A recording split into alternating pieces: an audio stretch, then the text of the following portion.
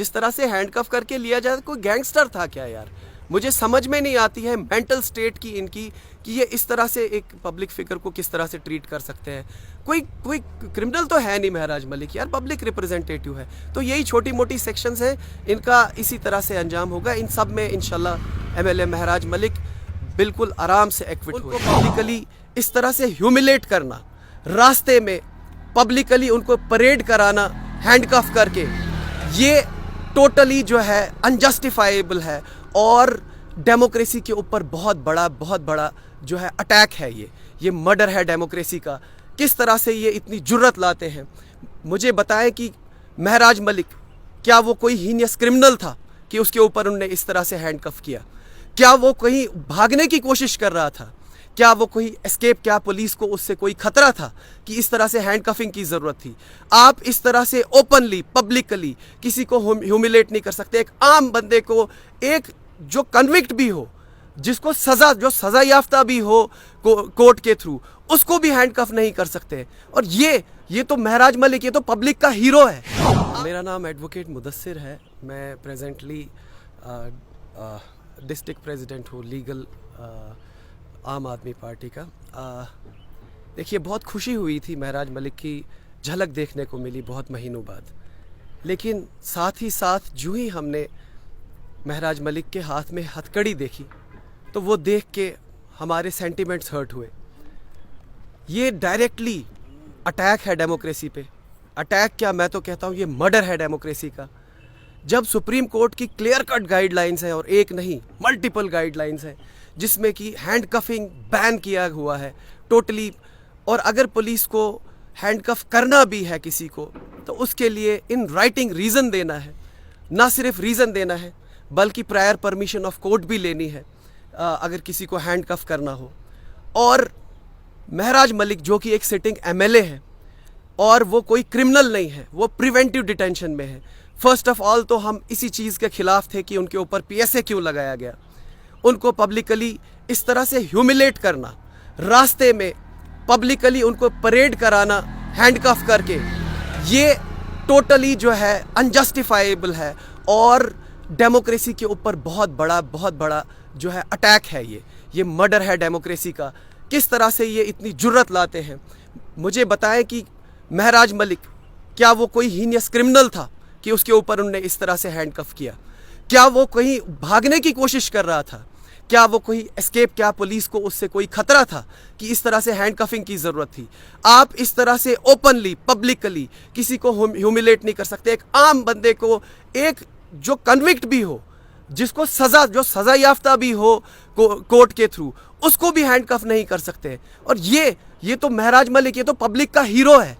आप हीरो को इस तरह से बदनाम करेंगे, आप पब्लिक के रिप्रेजेंटेटिव को इस तरह से बदनाम करेंगे, इस तरह से डिफेम करेंगे और उसको हैंडकफ करके परेड कराएंगे पब्लिक के बीच में।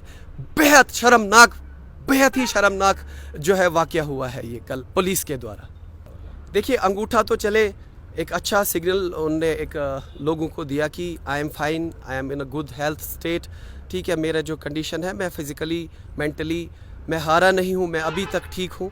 लेकिन ये ह्यूमिलेटिंग एक्ट, ये कड़ी लगाने का, मुझे तो हैरत इस बात पे भी है कि एमएलए साहब ने इनको हैंडकफ होके माना किस तरह से मेडिकल एग्जामिनेशन करना।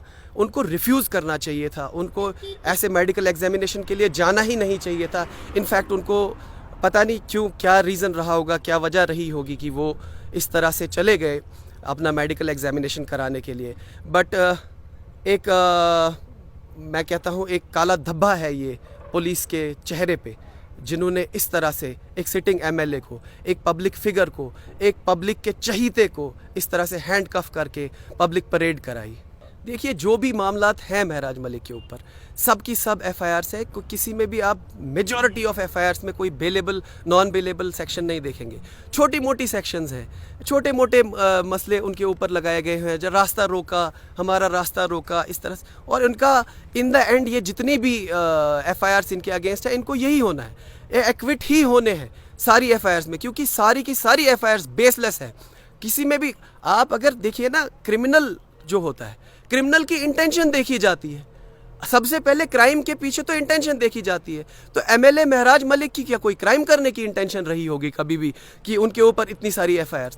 कभी भी कोई क्राइम करने की इंटेंशन नहीं है, सब झूठी एलिगेशंस हैं। गवर्नमेंट मशीनरी के बीच में जब एमएलए महराज मलिक आते हैं, जब वो पब्लिक का काम करने जाते हैं और गवर्नमेंट जो भी एम्प्लॉयज़ होते हैं उनको जब प्रॉब्लम्स फेस करनी पड़ती है क्योंकि वो काम बिना रिश्वत के करना नहीं चाहते, इस वजह से वो एफआईआर्स देते हैं कि इन्होंने हमें काम करने से रोका, इन्होंने हमारा रास्ता रोका। सारी की सारी एफआईआर्स झूठी है और वक्त आने पे ये सब प्रूव हो जाएगा कि ये सारी एफआईआर्स झूठी थी। और इंशाल्लाह अगर वक्त रहा तो हम मिलिशियस प्रोसिक्यूशन के भी केसेस करेंगे इनके ऊपर, ये बेसलेस एफआईआर्स के ऊपर, स्टेट के ऊपर जो है हम मिलिशियस प्रोसिक्यूशन करने का भी काम करेंगे। देखिए भद्रवाह में भी यही था, रास्ता रोकना, यही छोटी मोटी दफ़ाएं थी। कोई भी ऐसी कोई हीनियस कोई क्राइम था नहीं, क्योंकि कोई क्रिमिनल तो है नहीं। जिस तरह से हैंडकफ करके लिया जाए, कोई गैंगस्टर था क्या यार? मुझे समझ में नहीं आती है मेंटल स्टेट की इनकी कि ये इस तरह से एक पब्लिक फिगर को किस तरह से ट्रीट कर सकते हैं। कोई क्रिमिनल तो है नहीं महराज मलिक यार, पब्लिक रिप्रेजेंटेटिव है। तो यही छोटी मोटी सेक्शंस हैं, इनका इसी तरह से अंजाम होगा। इन सब में इंशाल्लाह एमएलए महराज मलिक बिल्कुल आराम से एक्विट हो जाएगा। आखिर में बस यही कहना चाहता हूँ कि जो भी अथॉरिटीज़ हैं उनको सोच समझ के हर एक चीज़ करनी चाहिए। और अकाउंटेबिलिटी किसकी है? फर्स्ट ऑफ ऑल मैं तो कहता हूँ जो भी ये ऑफिसर है, इस ऑफिसर को सस्पेंड किया जाना चाहिए। ये किस अथॉरिटी से हैंडकफिंग कर रहा है, जबकि ये तो क्लियर कट जो है सुप्रीम कोर्ट की गाइडलाइंस की वायलेशन कर रहा है और वो भी पब्लिकली रिकॉर्ड हो रही हैं वायलेशंस। तो इनके ऊपर एक्शन होना चाहिए।